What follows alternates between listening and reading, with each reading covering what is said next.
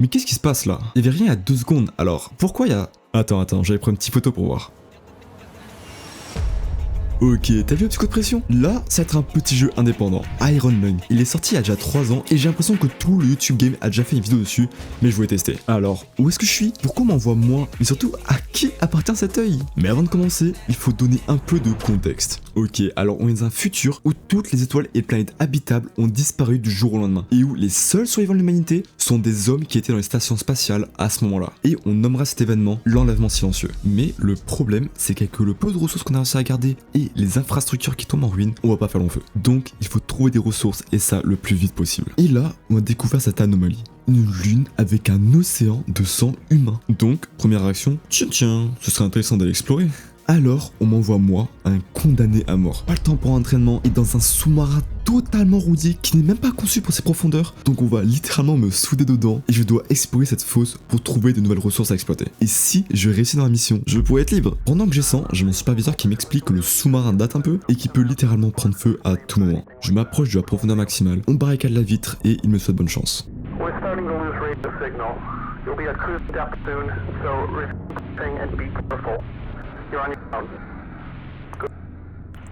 Bon, je dois faire quoi exactement? Je trouve un petit briefing qui m'explique que sur cette carte, il y a 10 points d'intérêt avec des coordonnées précises et que je dois me rendre à chacun d'entre eux pour les photographier grâce à l'appareil photo situé à l'avant du sous-marin. Mais comme j'ai pas de fenêtre, mon seul moyen de me repérer, c'est avec cette carte et ses coordonnées. Et au début, j'avais absolument rien compris. Donc j'ai juste pris un point aléatoire et je me suis dit go aller chercher le point. Donc je commence à avancer et mon radar se met à biper. Et je me dis tiens, il doit y avoir un truc intéressant là. Petite photo, mais je vois rien d'exceptionnel, enfin je vois rien de transcendant. Donc je vais pour partir, sauf que...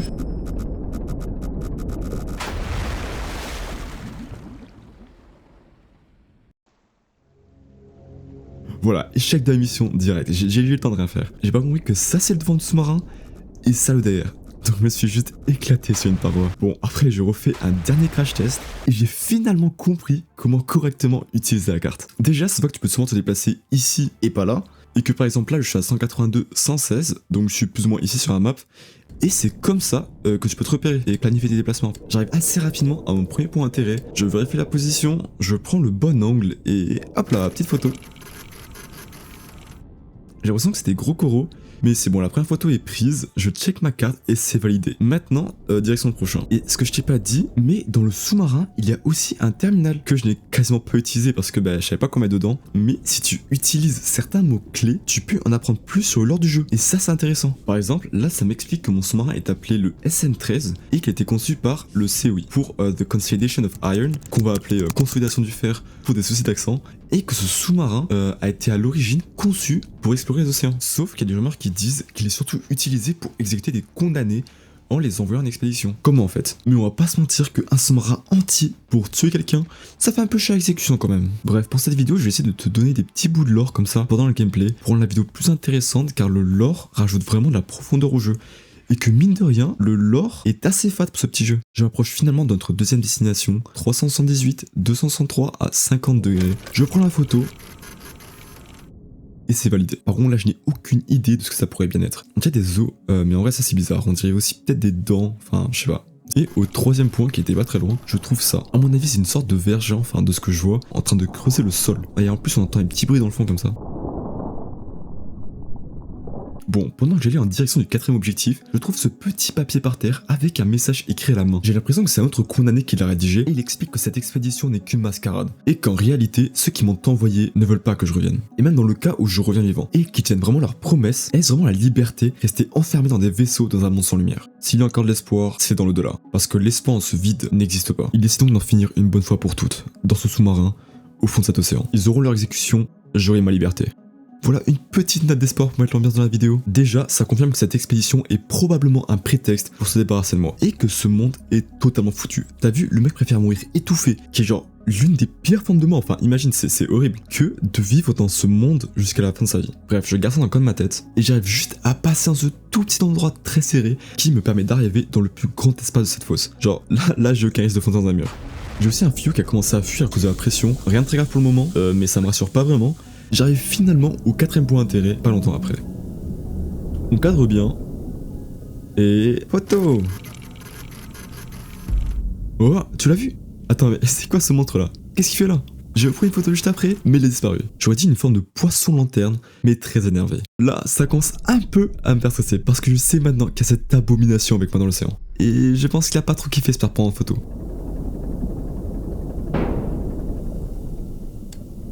C'est pas grave. On entend pas.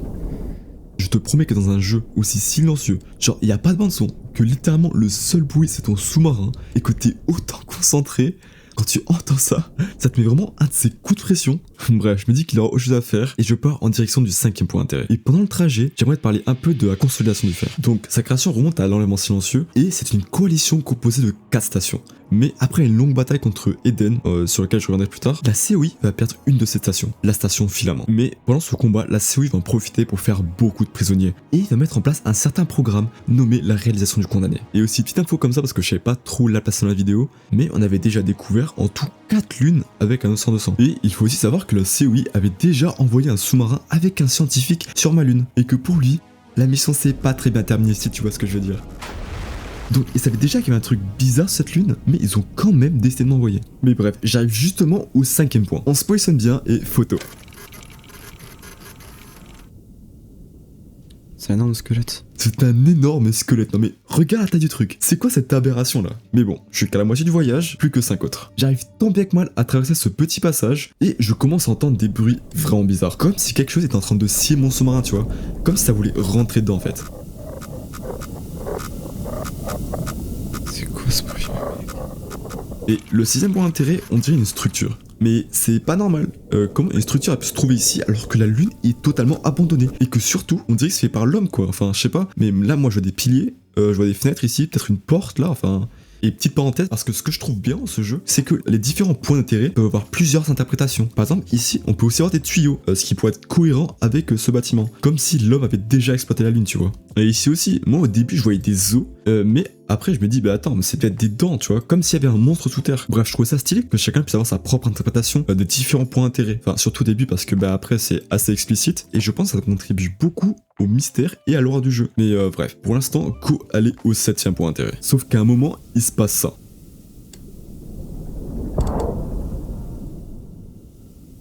Tu me diras, ok, le monstre a dû taper le sous-marin, et c'est pas cool. Mais est-ce que t'as regardé les coordonnées? Attends, je te repasse ça.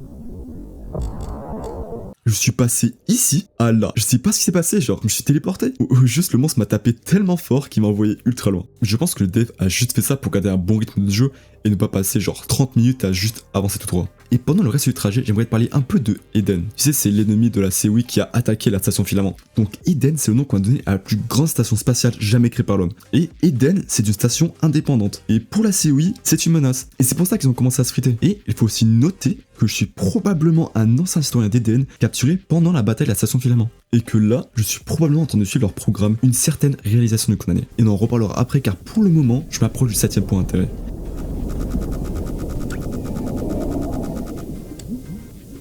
Mais le monstre me lâche pas, t'as vu comment il s'est mis devant moi? C'est lui là sur le radar. Allez, c'est bon, je suis arrivé, je prends la petite photo et c'est une énorme colonne vertébrale. Et j'en peux plus, il y a comme un squelette ici. Mais vas-y, pas le temps de réfléchir, il me reste plus que 3 photos et j'ai vraiment envie de partir d'ici. Sauf que maintenant, les derniers objectifs sont dans cette zone. Et comme la carte a été mal cartographiée, on a du mal à voir, mais il y a un tout petit passage ici. Donc là, faut vraiment faire attention. Surtout que mon niveau d'oxygène est encore descendu. Parce que oui, j'en ai pas encore parlé, mais j'ai un niveau d'oxygène. Et quand je n'aurai plus, il va se passer un truc pas cool. Donc il faut que je fasse vite. OMG. Ok, ça passe. Maintenant, c'est tranquille pour aller chercher le 8e point. Il est juste en face. 325, 741. Tu fais? T'es sérieux? Les Hunter?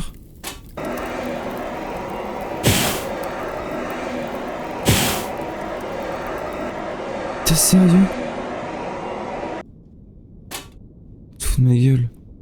Je te promets que je m'attendais tellement pas. J'étais tellement concentré. Et à ce moment, je me dis, tiens, j'entends un bruit bizarre et tout. Enfin, je me retourne et je vois mon sous-marin en brasier. J'étais tellement pas prêt. Et on dirait pas comme ça, mais le jeu est vraiment immersif. Genre, je suis focus à 200% parce que je dois bien faire attention. Au moindre écart de trajectoire, je me crache et je suis finito. Je dois tout recommencer. Bref, je photographie le 8e point.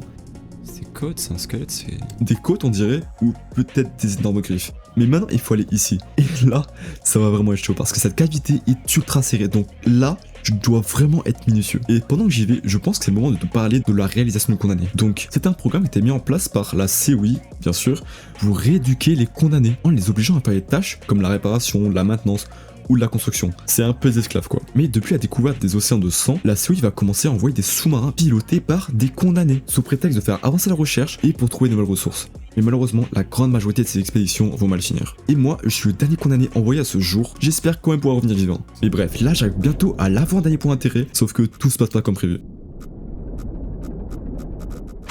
Quoi ? J'ai vraiment sursauté IRL, le son devient ultra fort d'un coup, j'étais pas prêt. Et là je te promets que j'avais vraiment trop le seum. J'avais tout bien fait, je vérifie religieusement que j'avais la bonne direction et le bon angle. Mais voilà. Et sur le moment j'avais vraiment pas compris pourquoi. Sauf que là, au montage, je vois que je suis mort à cause d'un écart de 0,05 degrés. Non mais regarde, le danger est à gauche.